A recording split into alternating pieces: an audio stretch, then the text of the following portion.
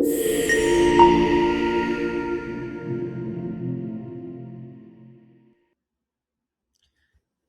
and welcome to another episode of Edison TV. I'm Jyoti Prakash, Director of Healthcare at Edison. Joining us today is Sten Sörensen, CEO of Cereno Scientific. The company has reported some interesting news flow recently and announced its Q1 26 results today, which we will be discussing in more detail during this interview. Welcome, Sten. Thank you. So, Sten, just to kick off, 2026 has already been a very active year for Cereno, and you reported your Q1 26 results today. What would you identify as the key milestones and main takeaways from the year so far? Well, we have seen really good progress in the start of 2026 for Cereno. And obviously, the key milestone that we're looking ahead to kick in is the start of our Phase IIb trial for our lead program, the HDAC inhibitor, CS1 in PH, the rare disease, pulmonary arterial hypertension. And we're targeting that for June, so very soon. We've also seen good progress on our second HDAC program, the novel CS014, and that's a very capital efficient and fast strategy that we're implementing, and we're currently doing a study to fast forward this program to a Phase IIb trial starting next year. And of course, we have also increased the visibility of our third program, the preclinical asset CS585, into the rare disease space, and we've increased the visibility of that target. So all in all, a good progress for the company. Great. And clearly, the biggest upcoming catalyst is the Phase IIb initiation for CS1. You mentioned that the trial is expected to commence in June. But what are the key remaining steps ahead of initiation for you? Well, we started the year by communicating that we have a fantastic gravity into our program from the top thought leaders in the space in PH and in cardiology. So we announced a clinical steering committee consisting of Mark Humbert, Sandeep Sai, and others, including Deepak Bath, the cardiologist running Mount Sinai. So we have a very good leadership of our program, and Professor Mark Humbert is also the chairman of this steering committee. So that was the start. We also moved on our patient-centric approach and made an agreement and alignment with PH Europe Global for the input into the steering committee, Hal Skore, who is a long surviving PH patient actually and very active in that organization. And we believe very much in a patient-centric approach. So provision of thoughts into our clinical program, and then also awareness and possibly improved patient recruitment through that collaboration. So very happy with that. Of course, we are operatively very intense period with our CRO partner, a leading actor in the field of PH. And it's intense work in relation to getting everything aligned. So a lot going on with that program.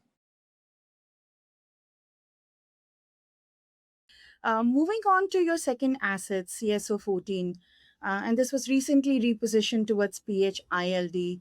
And you also mentioned recently there was an announcement that the PK bridging study has been initiated.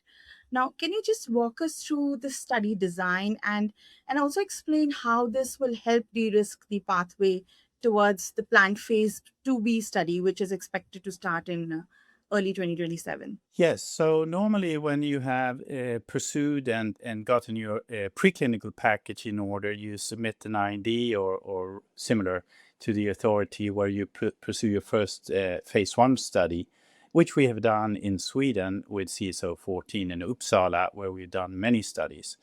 But then when you want to move on from that, you align with the proper regulatory authority. We did so initially with FDA. And we got feedback that if we pursue the bridging study relative to the old molecule VPA that's been in man for 60 years in various dosages, and so much is known about the concentration in the human body, etc. So if we did a bridging study versus that with our new asset, which is actually a modified version of VPA, we could move straight for a phase IIb trial rather that what you usually do, a phase IIa trial. So that by itself would save Cereno a fair amount of capital and a fair amount of time, up to 2 years' time, if we succeed with that trial. And the trial is actually PK/PD, so we are looking at drug exposure levels versus VPA in man. And if those are appropriate, which we believe they will be, we will avoid additional safety studies and can move directly to the phase IIb stage. So we're very happy with that. And it's a 2-dose exposure over in 14 patients over a 2-week period, if I now remember correctly. Very useful information. Thank you, Sten. And you also have a third asset in your portfolio, CS585. And you recently selected antiphospholipid syndrome, or APS, as the lead indication for this asset. What drove you to prioritize APS as the target indication? And then what kind of commercial opportunity do you see in this indication? Well, Yoti, as you know, Cereno Scientific is focused initially with our efforts into rare and orphan or rare disease space because we believe there is a very high unmet need in many indications there, and we could be most useful there initially. It also is a good strategy for a biotech because normally it's less capital intensive and it requires less time. So for CS585, we announced APS because it's such an indication. And we have already a long-standing research agreement with University of Michigan. We actually in-licensed CS585 from University of Michigan, and we collaborate since that deal with the inventor and Professor Mike Hollenstadt, who's active at University of Michigan.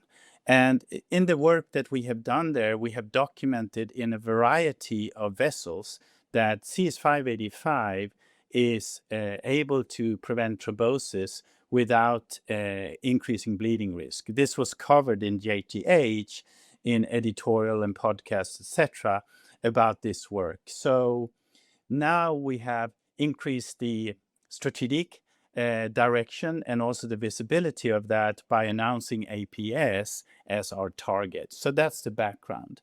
Commercially, we're looking at a very large market, actually. So $18 billion and growing. So, and there isn't very good treatment there at this time. And we hope we will deliver this drug and be able to deliver a lot of value to patients and treating physicians. That's great. And Sten, if you look at your entire portfolio, you are targeting rare, often conditions with significant unmet need. But how closely are you aligned with the regulatory authorities on these programs? Well, it's an interesting question, which I actually like a lot because I've spent my career repurposing drugs into new indications. So this is the third or fourth time, actually. I did it initially with MR antagonists in heart failure in the mid-90s, and then moved on to do it with beta blockers in the mid-90s, and they both increased survival with more than 30% in heart failure and quality of life, published in New England Journal of Medicine. And when I met Cereno, I had a gut feeling that this could be another time where actually HDAC inhibition could be repurposed in to new indications such as cardio and pulmonary diseases. And we believe that Cereno is pioneering that effort with our programs. And interestingly, in Lancet Respiratory, both FDA and our chairman of our steering committee published with other thought leaders that if you want to pursue pulmonary arterial hypertension, you should design your trials in a way to look at prognostic impact, to look at function, and to look at quality of life. So, and that's exactly what we're doing with our trials. So we have aligned it with FDA. We have actually the chairman and also author of that program is well aligned with Cereno, of course. And we also obtained a fast track designation by FDA last September. So CS1 is very much aligned. Our repurposing effort, actually recently FDA made a public call to investors, pharma, and thought leaders to look for indications or repurposing mode of action agents that are being used for something today and could be useful in new indications. And I've been doing it most of my life, and we are doing it at Cereno. So very much aligned on that one too. Stan, just moving on to the next question, and we've seen that Cereno has become highly active at international scientific and investor conferences more recently. So, what kind of interest are you seeing from potential pharma partners? And following up from that, what type of collaborations would be most strategically relevant for Cereno at this stage? Well, we have, we are very happy that our efforts are being acknowledged by various parts of the sector. When it comes to specifically partnering and pharma, we have been very active since 2 years, 1.5 years, I would say. And so we are present at things like JP Morgan, Bio Europe. This year, I was active in Tokyo, Bio Nordic event in Tokyo, and then on to Bio China in Shanghai. And we see a lot of interest around what we do. We believe we are in a sweet spot for interest, and that actually coincides with the appetite increasing by pharma, both global, regional, or local players, I would say. So a clinical mid to late stage program, rare disease space, first mover, repeatable biology into multiple indication possible. That's something that pharma is looking for. We are in several discussions and contacts with various players, local players in Japan, for instance, regional players in Europe, which have been quite active actually recently, and also global players. So let's see what will come out of that. Those relationships are normally not short before a deal is made. So, but we are on our way. I would say also that when it comes to a deal, we are looking at all three: local, regional, and global. And I wouldn't rule out any of those, but they have to fit with Cereno's ambitions here. So let's see where we end up. We're happy for the interest in the company. That's great, and all the best for these discussions, Sten. And just to wrap up, as we progress through 2026, what can investors look forward in the coming months from Cereno? So we have, of course, the first patient in our global Phase IIb program in the rare disease PH, and that's expected, targeted for June. We really hope we can keep that target, and that's a US site.